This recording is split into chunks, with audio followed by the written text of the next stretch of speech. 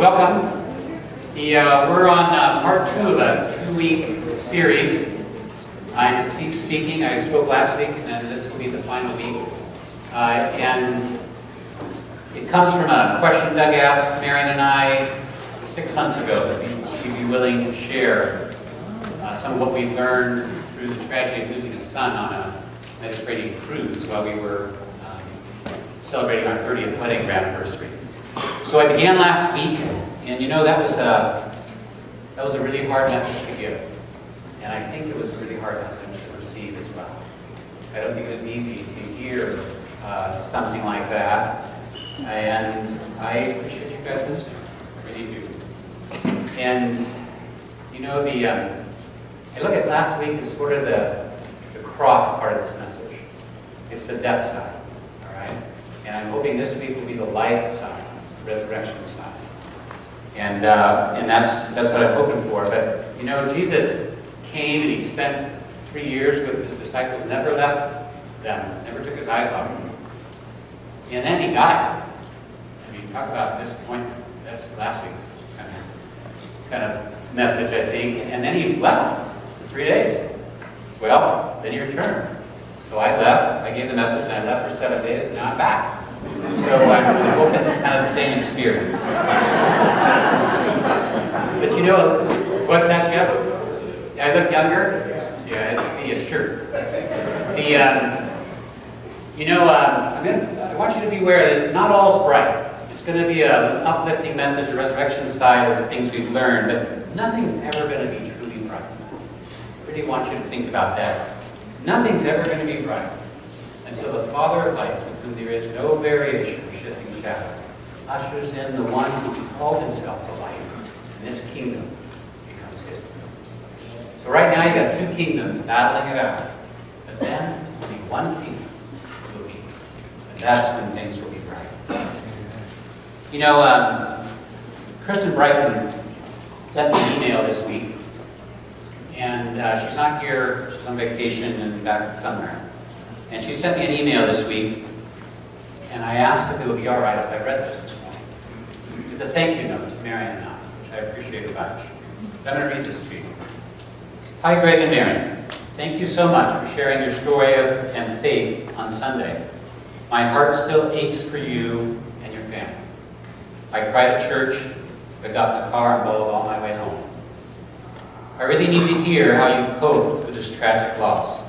I've been facing my own challenges with the loss of a friend, Rand, 5 weeks ago.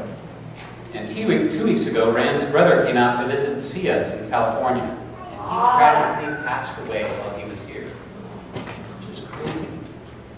It sure does not seem that the pressure of living in this fallen world is getting to me. Work has become unnecessarily stressful. I'm cracking under the pressure of life and feeling so beat up and so worn down, and seem to be keeping the cleanest company in business. A common prayer for me to God is, how do I survive this fallen world? I feel like my heart doesn't have the protective covering it needs for the battle. To hear you say it's a constant daily reminder to choose hope and faith was what I needed to hear. I often think everyone has it together, solid in their faith, weathering the storms, better than me. Thank you for being you and sharing your faith, vulnerable and human. Hugs to you both. Why do things like this happen to Rand and his brother, and to Christine? Why do they happen to us? And why do they happen to you? We spent a lot of time last week going over a list of things that have happened at Creekside, tragedies in the last 20 years, a large number for a small group like ours. And then I had you reflect on some things that have happened in your own life for a silent minute. And those are significant too, not mentioned by me, but mentioned by you. We live in a broken world. And you know what? It's not the way it was originally intended to be. This weekend we're celebrating Independence Day. Sang whatever song that was. We live in one of the most affluent societies in the world. When those guys left England and Europe and came here, they had an idea. They wanted to be free and they wanted to pursue happiness. And we've done a really good job. We have almost everything we need and everything we'd ever want. And Unfortunately, what that does to us as Christians in this culture is we blend the two. We actually kind of blend the American dream with Christianity. And the dangerous part of that is we begin to settle in and say, this world's really where it's at. I worked hard, I've got what I need, I'm satisfied, please do not disturb. That's pretty much the way we think. And God, in His grace and mercy, does not want us to put our roots here in this home. This home is temporary, it's going away. And so what He does is He lets things through His kind hands. It's precisely for what we need. And in order for us to let go of some of this stuff, let go of some of it, hold it lightly while we hold on to Him tightly. That's His goal. It's the sanctification process. It's the growing up process. He doesn't remove us from our troubles, but He leaves us here. We're not immune to them. And another reason He does that is, frankly, Jesus did that. He came to a world that had gone south. And it hurt. It caused Him to cry. It caused Him to get angry. It caused Him to give His life for it. The same thing is true with us. This pain is not going away. I'm not talking about our pain. I'm talking about everybody's pain. I'm living in a broken world. It's not going away until He returns. And until then, we need to cry some. We need to get angry some. Jeremy did a great job last week, just kind of finishing that off before communion and just talking about the fact that this is the redemption that's going on, but it's not complete. And it's broken. So crying is okay. Getting angry is okay sometimes. In fact, if you put your eggs all in this basket, in this earth, you're not going to have and you spend all your time keeping those eggs in order, you're not going to have a lot of time to participate with the King, building His kingdom. So it's important that we realize, hey, this world isn't where we're going to end. Christine's pain, our pain. She came face to face with this past week. I came face to face with it. Mary and our kids came face to face with it 2.5 years ago. And we've been in it. And you have come face to face with it in different ways. This week's about trying to live in that world. That's what it's going to be about. There's 4 passages that I've concentrated on these 2 weeks. The first one is Romans 5, 1 through 5. We spoke of those last week. And then we got into James 1, 2 through 4. This week's going to be Hebrews 12, 1 through 13, and 1 Peter 1, 3 through 9. These are 4 passages that have meant so much to me and to us as we process these last 2.5 weeks. And I'm hoping, 2.5 years, I'm hoping it'll be encouraging to you as well. First, Romans 4, 5, 3 through 5. And not only this, but we exalt in our tribulations, knowing that tribulations bring about perseverance. Perseverance, proven character, and proven character, hope. And hope does not disappoint, because the love of God has been poured out within our hearts through the Holy Spirit, who is given to us. Here are the 4 things. There's perseverance, that's what tribulation brings. It also brings character, and then it brings hope and love. Hope and love we're going to concentrate most on today. That's the uplifting part of tribulations. The perseverance and the character part is painful. It's painful. It works. It's painful, but it works. Hope and love are just the celebration part of it. So this morning we're going to go into Hebrews 12. I'm not going to put any slides up for Hebrews 12. I want you to take out your Bibles or flip on your phone, or however you're going to do it. And we're just going to go there verse by verse pretty quickly. It's not going to take long, but boy, the passage is just phenomenal for what subject we're talking about, of trials and tragedies. I memorized this when I was in high school almost 40 years ago. And it has been a blessing ever since, particularly the last 2.5 years. So let's turn to there. If you're not there, grab a Bible in front of the seat in front of you, or again, you can hook up online if you wish. So, Hebrews chapter 12. We're going to go down to verse 5 first, and start there, and we'll work our way back up to the top. Verse 5. If you have forgotten the exhortation which is addressed to you as sons. My sons, is from Proverbs 11. My son, do not regard lightly the discipline of the Lord, nor faint when you are reproved by him. For those whom the Lord loves, he disciplines, and he scourges every son whom he receives. Nobody's perfect. I'm not perfect, Marion's not perfect, my kids aren't perfect, Brendan wasn't perfect, you aren't. Okay. But we're being transformed. If we come into Christ, He's working us into a new person. He gave us new life, and He's bringing it out. And that's part of what the Christian life is. And part of difficulties is getting there, is working through that. But be careful. A good parent does what? They discipline their children. Our Heavenly Father disciplines us. But I want you to be careful when you hear the word discipline. We automatically go to spanking, punishment. Discipline is not punishment. Discipline is training. It's guiding. It's encouraging. It's coaching. It's working with circumstances in your own heart to bring you to a place that is more like Christ. Punishment was taken care of once and for all. There is none left.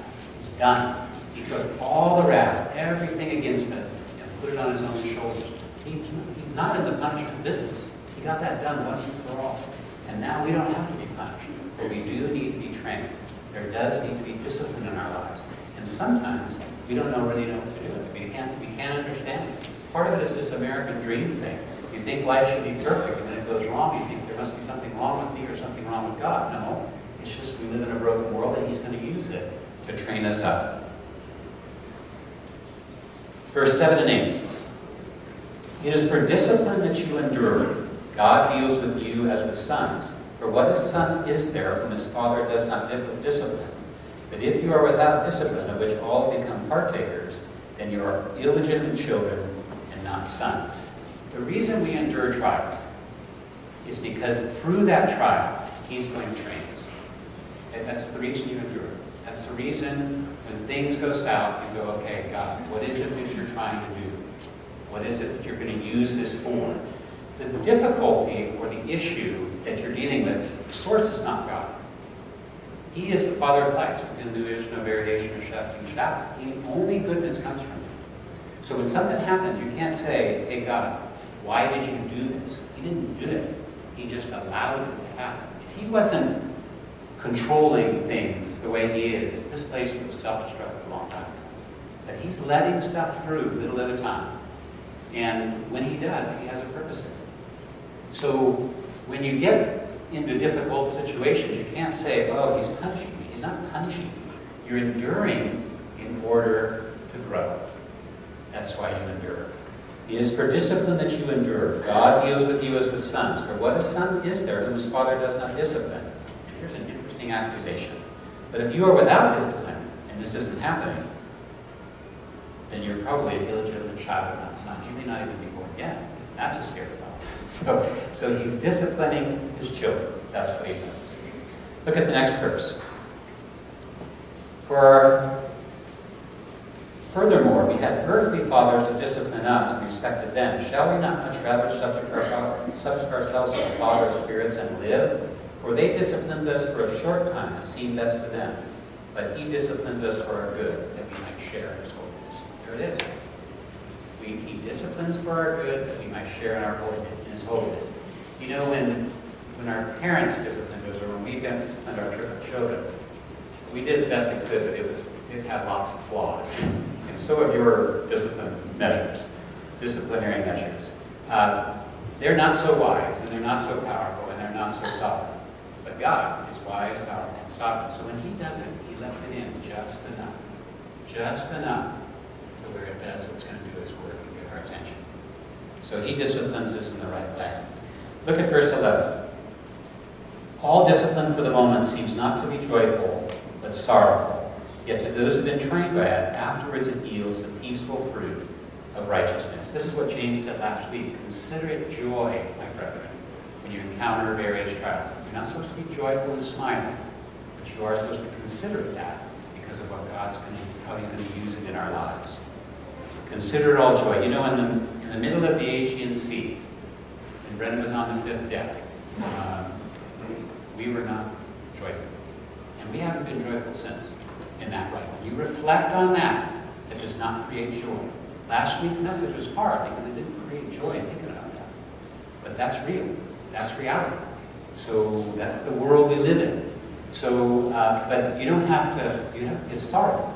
All discipline, whatever's happening in your life that's negative right now or has happened in the past, it's not happy stuff. It's sorrowful stuff. And you know what? That's okay. That's okay. You need to let that happen. But you know, since then, we've been increasingly aware, both Marion and I and our kids too, how much he's using it. It's just shocking. It's like our life got turned upside down and pushed in a new direction.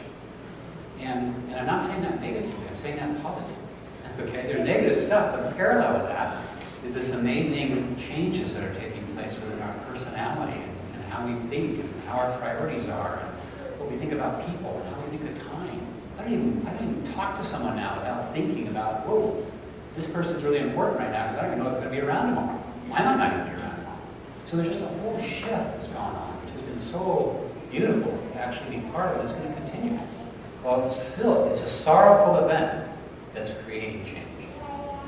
And the sorrowful events in your life that you reflected on last week are creating change. That's what they do. You know, what better thing could there be on earth than to start to think like God and be like Him? I don't care how painful it is. That is the most worthy work there is in the entire universe. Because once we're with Him, we stay that way. And the only time He has to train us is between the first breath we have and then when we're born again. When we're born again to whether we have our last breath. That's it. There's no more training in heaven. Training's done. So it's got to be happening now. And it is a great work. Then he finishes in verse 12, which I think is so beautiful. 13. Therefore, strengthen the arms that are weak. If this is the case, and God is using this way, and He's training us, and we're being made like Him. Therefore, strengthen the arms that are weak and the knees that are feeble, and make straight paths for your feet, so that the limb which is lame may not be put out of joint, but rather be healed. When Brennan hits the fifth deck, when Sarah Waite goes off the golf cart and 2 weeks later dies from a headache, when Ray Parks gets cancer and 6 months later he's dead, when Chris gets MS, when Jeff has MS, when all these things happen, okay, it just feels like at that point we're in trouble. And that's when you can break. That's when the limb, the hands that are weak and the knees that are feeble, your hands get weak and your knees get feeble. And that is exactly when you can be put out of joint if you're not careful. And that's when we need to exercise faith. That's when the body needs to come and remind us of who we are. Encourage us, because those are trying moments. That's a temptation. A trial is a temptation. Remember last week, the word trial is actually, the word is actually used temptation. It's the same word. In fact, it's translated more temptation than it is trial. So it's a temptation when these things happen. It's a temptation when they happen. Think of this. We wouldn't wish anything, what happened to us, on anybody else. And you wouldn't wish the things that happened to you on anybody else. They're just not fun stuff. But all the changes and all the things that have happened are worthwhile. Think of Joseph for a second. What his brothers had in mind was not good. Those guys were selfish and buttheads, basically. Okay? And they put him out. They were jealous, they put him out. Joseph hangs in there. Hangs in there from Potiphar's wife. Potiphar's wife's a butthead too. Good-looking one, but still a butthead. And she ends up doing the same thing. Alright? Puts him out. Goes to prison. Prison guard. Doesn't remember. Even though he's treated, the prisoners that got free don't even remember. So he's standing there long. Finally he gets the time. And God uses him. That enduring that he did for all those years has basically freed up Israel at that time. A family, saved the family, produced a country through which Jesus came through. It's just, you think about it, you go, that choice for him to endure and not give up, to not become weak and feeble, didn't that make any huge difference? You think of Job. Job has no idea why what's happening to him is happening. There's an argument going on in heaven between Satan and God. And Satan says he believes in you just because you bless him. And God says no, he loves me because he loves me. And so there's an argument. He goes, prove it. So he gets the okay to Satan to go ahead and do his deal. Job has no idea. He loses 10 children, not one child. 10 children in one day. Unreal. And everything he owns in one day. He didn't curse him. He endured. Now, thousands of years later, we've been encouraged by that guy ever since. The enduring has a big impact, and we need to do the same. Now, let's read up the first 5 verses and make sense of this. Because if you read the first 5 first, it doesn't make as much sense. But think of the discipline that we're talking about. Therefore, since we have so great a cloud of witnesses surrounding us, I mentioned some of them just now, let us also lay aside every encumbrance and the sin which so easily entangles us. That tendency to start doubting God's goodness when stuff gets tough. And let us run with endurance, there's the word again, the race that is set before us, fixing our eyes on Jesus, the author and perfecter of our faith, who for the joy set before him endured the cross, despising the shame, and is sat down at the right hand throne of God. For consider him who endured such hostility by sinners against himself, so that you may not grow weary and lose heart. You have not resisted to the point of shedding blood in your striving against sin, and you have forgotten the exhortation which addressed you as sons. My son, do not regard lightly the discipline of the Lord, nor faint when you are approved by him. Let me read a quote out of the book. This book is written by a fellow by the name of Paul David Tripp. If you want to read books, read this guy. This book is called Forever, Why You Can't Live Without It. He does an amazing job of describing why these things happen in a broken world. Listen carefully. When we look from the vantage point of eternity at what God is zealous about and committed to, what he has experienced from the hand of God, what he experienced from the hand of God begins to make sense. What he's let through his hands into our lives that are negative. He's not committed to making our days comfortable, easy, orderly, predictable, because he is more committed to the eternal good than he is to the present ease. Listen, he is more committed to our eternal good than he is to the present ease. So in careful wisdom and faithful love, God leads us in places we wouldn't have chosen to go. We would have never gone on that cruise if we knew it was going to happen. He will write for us a story we wouldn't have written for ourselves. We want Brendan back, but we're not going to get him back. That's not the story we wrote for ourselves. He will require us to deal with things we would have wanted to avoid. If we could have avoided that, I'm telling you, I'd take my legs off to avoid it. He does this not because he has turned his back on us, but because he has turned his face towards us. His face towards us. He has invaded our lives with patient, transforming grace. And he will use the difficulties in this broken world as tools of grace until his grace has finished its work and forever is our final home. That's how we get through trials. That's how we endure. You know, it's not just perseverance, character. It's also hope. And this is the upside. This is the upside of tribulations. And you know, you might be saying to yourself right now, you've got to be crazy.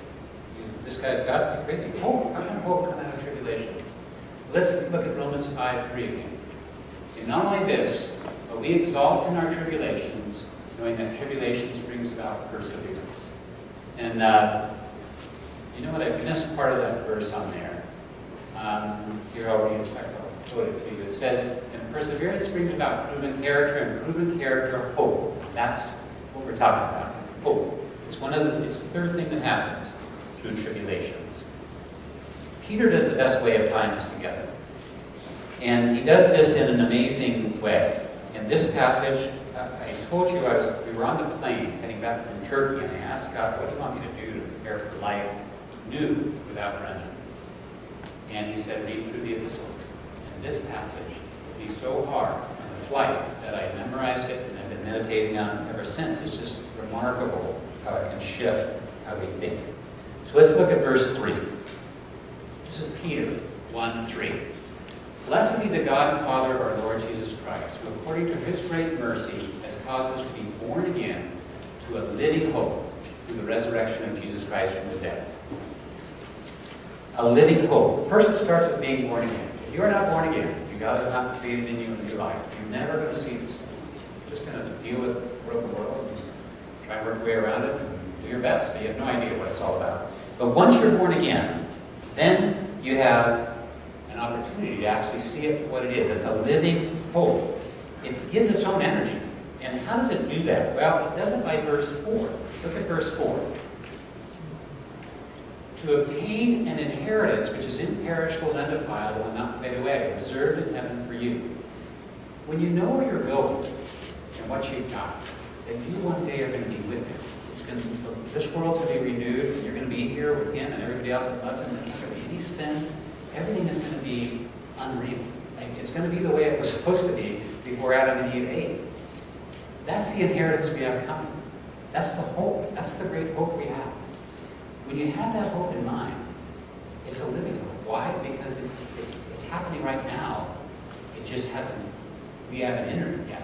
There's going to be a time when it's going to be real, where the unseen is going to be seen, where we actually experience this whole thing and not have the cloud of sin and our own selfishness there with it. So that's the hope. It's a living hope. It's with Jesus right now, God the Father right now, and it's not going anywhere. He's protecting. He's alive. We're alive, and we're just waiting to get there. So it's a living hope. It's not a dead hope. It's based off unchangeable things. Listen to what it says again. To obtain an inheritance which is imperishable, undefiled, and will not fade away, reserved in heaven for you. Unlike you, unlike me, unlike Brendan, it's not going to die. It's not going to die. It is more sure than what's happening right around here. Derek in Revelation has a study they were doing upstairs. Has a definition for hope. And it's the absolute assurance of future good. Not I wish this would be okay. It's the absolute assurance of future good. We are going to have unbelievable future good. And that's why it's alive. It's going to happen. And while we live through this world, we can't forget that. When you forget that, things get a lot really cloudy. Really cloudy. We're looking not like Moses at a building that we build. We're looking at a building that the architect is God Himself. And when we get there, everything that we've ever experienced, every sorrow and every tear will be gone forever. That can be a living hope. Hope also protects. This is what Christina was saying in her email. It protects. That's what she was looking for. Look at what it says, the next verse. Reserved in heaven for you who are protected by the power of God through faith for a salvation ready to be revealed at the last time. We're protected by this faith. When things go south, you must start to think through who you really are, where you're really going, and who's in control. And this is a broken world, this stuff happens. That faith is what's going to protect you. When you let that go, and you start to doubt it, you are opening yourself up. Ephesians 6, Paul talks about the shield of faith, which with you will be able to extinguish all the flaming missiles of the evil one. When you let go of your faith and you start to doubt, you are a sitting duck. It's just really dangerous. Now we do lack faith, so we have to ask God when we do. Like I said last week, give me wisdom and knowledge to be able to work through this. But the point is, we're in a vulnerable spot. You have to have that shield of faith. You've got to rethink through. That's what trials do. They make you rethink the truth. And then say, okay, wait, let me regroup. Brennan died. They live in a broken world. Is this all over? Is God out of control? You have to ask those questions. Mary and I have been asking those questions. You've got to answer those questions. And that's what trials do. They actually protect you by making you exercise faith. Make sense? It's just what Kristen Bright was calling out for, and what we need. Look at verse 13. We're going to skip down to verse 13 real quick. Therefore, this is Peter, just after the context of what we've been sharing. He says, therefore, gird your minds for action. Keep sober in spirit. What are you supposed to fix your hope on? Completely on the grace to be brought to you when? At the revelation of Jesus Christ. If we put all our hope in our family, if we put it all in our need, if we put it all in our sons and daughters, if we put it all in our careers, all in our what we have, even in our health, we're putting the hope in the wrong place. Because there's no guarantees. The only guarantee is sitting right there at the end when Christ comes. We can guarantee His love now, we can guarantee His promises, but physically speaking, we gotta wait. We gotta wait. And while we're waiting, we need to exercise faith.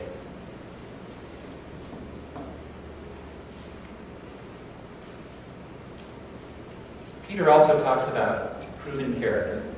Before we do that, I'm going to read a passage to you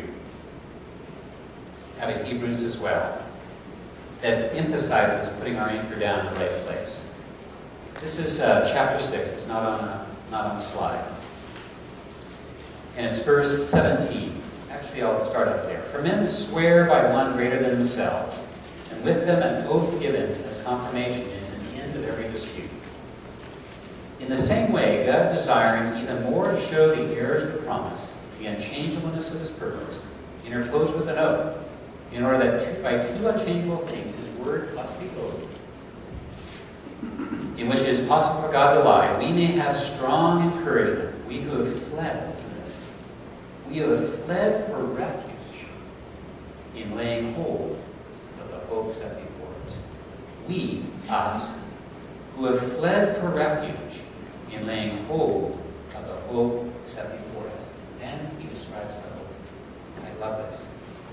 This hope we have as an anchor of the soul. If you're not anchored in this, you don't have an anchor to your soul. This is what anchors our soul. A hope both sure and steadfast. Eric's definition. Absolute assurance of future good. A hope both sure and steadfast, and one which enters within the veil where Christ is now, living hope. Where Jesus has entered as a forerunner for us, having become a high priest forever, according to the order of Melchizedek. I don't know if you've ever been fishing much, but I often used to take you fishing up to the Delta, and it's a muddy bottom. You take us in a boat, catfish fishing and striper fishing. You say, Greg, throw the anchor out. Throw the anchor out. I have these spike things, and you just let it go down the bottom, rope goes flying out the front of the boat, and boom, it hit. It goes, okay, stand back.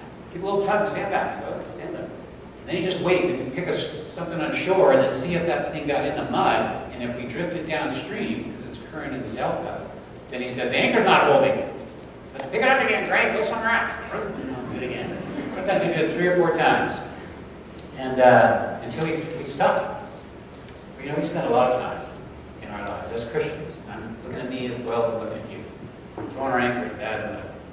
We really do. And when Brennan hits the deck, when things happen to you, you start to think, where is my anchor? I want to replace that thing.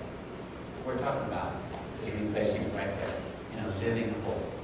That's where our anchor, it is never, ever going to be. It is as sure as what I'm looking at right now, more sure than this world that we're in right now.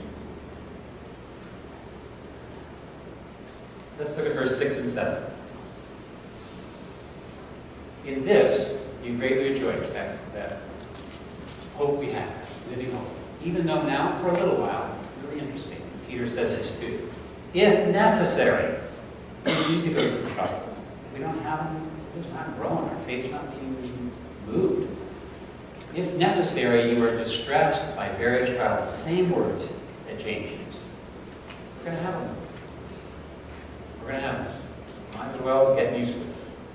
And they're not going to come all the time. If necessary, for a little while. They're not always here. But when they're here, you need to be ready. Because they're coming, and he wants to use them in your life to grow us up.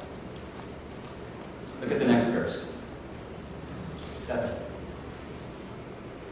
So that the proof of your faith, that is so important, being more precious than gold, which is perishable, though tested by fire, will result in praise and honor and glory at the revelation of Jesus Christ. It's our faith that he's after. He wants it to strengthen. And he does it by the fire. He does it by the difficulty. You know, when a metallurgist, you've probably heard this, when they heat up gold, they heat it to a high temperature, and when they do, all those impurities come up to the surface and they scrape them off until they see their face in the gold. God allows the troubles to come into our life, the impurities to come to the surface, scrapes them off until he sees his face in the gold. That's trials. That's why they exist. They're not fun. The heat is not fun. But the results are very, very good. You know, Bill got hit by a bus on February 28th at 6:30 in the morning. And you know, we've had lots of talks since then and just encouraged encouraging one another. And Doug once was in this foyer here and asked Bev, said to her, Bev, you're kind of a loner person, aren't you? Solo, you're doing it solo. She goes, yep, I am. She has her husband walked out on her, and she had a son that she had to raise by herself, support herself. So yeah, she had to do it herself. But since that got sick, Bev has realized, wow, I need people, and I need relationships, and I need to stop spending all my time watching after myself. And now her life is full of relationships. She's got a whole life going on. Her leg got a whole new life. And God just stripped some of the impurities away. Same with Marion and I. We had some crazy stuff going on in our marriage, I think, for years. And the pressure of Brendan brought out that stuff more so. And God just had to scrape it away. We raised our kids in some weird ways. We had all these pressures on them, this kind of way we wanted them to come out, and they didn't like that. And man, now when you look at two and you've lost one of the triplets and you see two there, you go, well, I don't care what you do, I'm just glad they're here. So the pressure that they have been under is no longer there. Without that pressure, they're loving us. Without that pressure, we're loving them. There's some impurities that need to be scraped off the top of that baby. And it's been wonderful. It's been wonderful. I'm going to read another quote out of Tripp.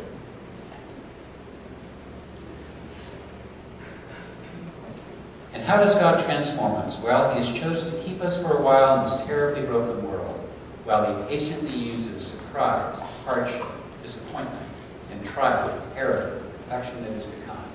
You could argue that the universal experience of people this side of forever is suffering. God doesn't allow us to be exposed to and personally experience these things because He doesn't care for us, but precisely because He does. With patience grace, He employs the hardships of life in this fallen world as His tools of redemption. He knows how self-righteous, how self-reliant we can be. He knows how strong our trust is in our own wisdom and strength. He knows we think we're okay and the guy in need is next to us. So He leads us into situations that take us way beyond the limits of our own strength and wisdom. He uses difficulty to expose our weaknesses of character, wisdom, desire, thought, word, and action. And He does all this so that we will admit our need, cry out for His help, and receive His transforming grace. And this brings us to the final aspect of the four benefits, if you will, or byproducts of trials. And that's love. This sounds really strange. But tribulations end up convincing you that God really loves you. And you go, how does He do this? It seems so backwards, so upside down. You just go, what the heck?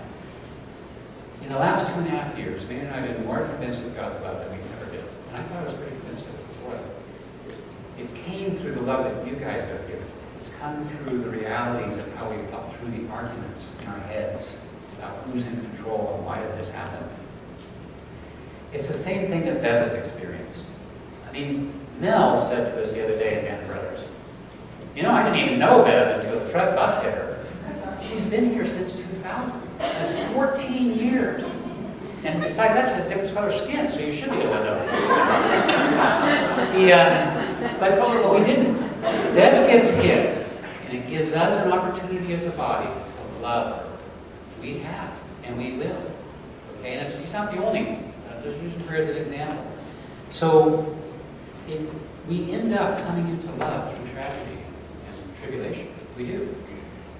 Jody and Danny. Jody is a friend of hers that they worked in San Francisco together. They're friends, but when this happened, Jody has just stepped up. Her and Dan, her husband, drive her everywhere. They're checking into her 2 or 3 times a day. It's amazing. I look at those two now, they are sisters. 2 different color skins, but sisters. Right?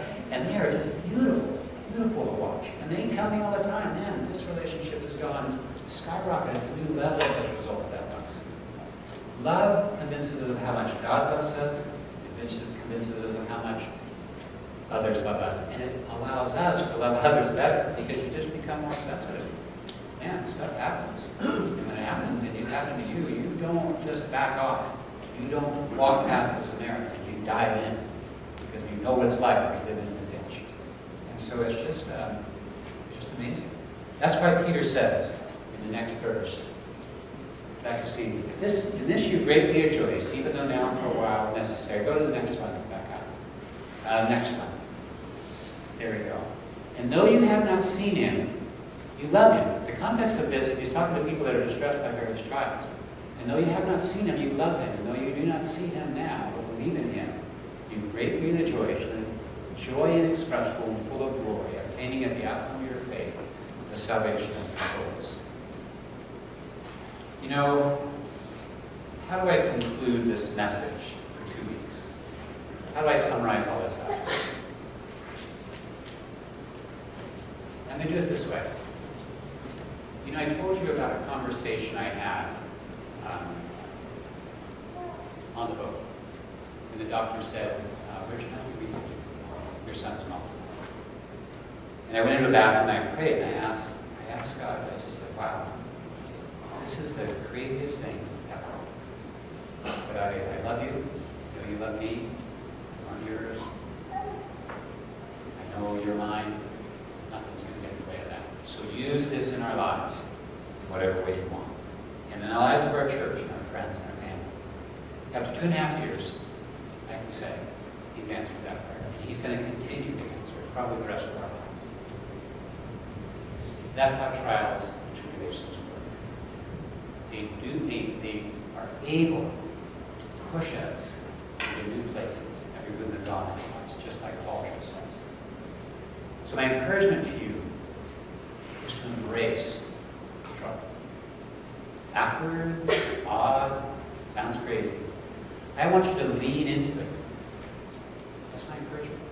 Lean into it. Don't run from it. Don't think it's the worst thing ever to work way out. Just say, God, I'm submitting under this pressure. And I let you turn up the heat. And I just want you to use this in my life. I'm submitting to your authority and your sovereignty. I'm just going to say, go for it. And that's how it happens. And I just encourage you all to do that. We started this last week with a minute of silence. And I asked you to pick one thing in your life, past or present. Nothing future could ever consider worrying. Past or present, that is a trial or tribulation that you're dealing with right now. And I asked you just to reflect on it. No conclusions. Just embrace it. Well, now I'm going to ask you to hang out for a minute. And this time, I want you to put it through the grid. I want you to put it through the grid of Rebecca. Is Romans 1, 5, 3 through 5 up there. There you go. I want you to put it through this grid. Not only this, when you think of that trial and tribulation, I want you to exalt in it a little bit. I want you to say, thank you. Crazy? Thank you. Because we can exalt in our tribulation knowing that this thing that's happened to you will produce perseverance. And that perseverance will produce proven character. And that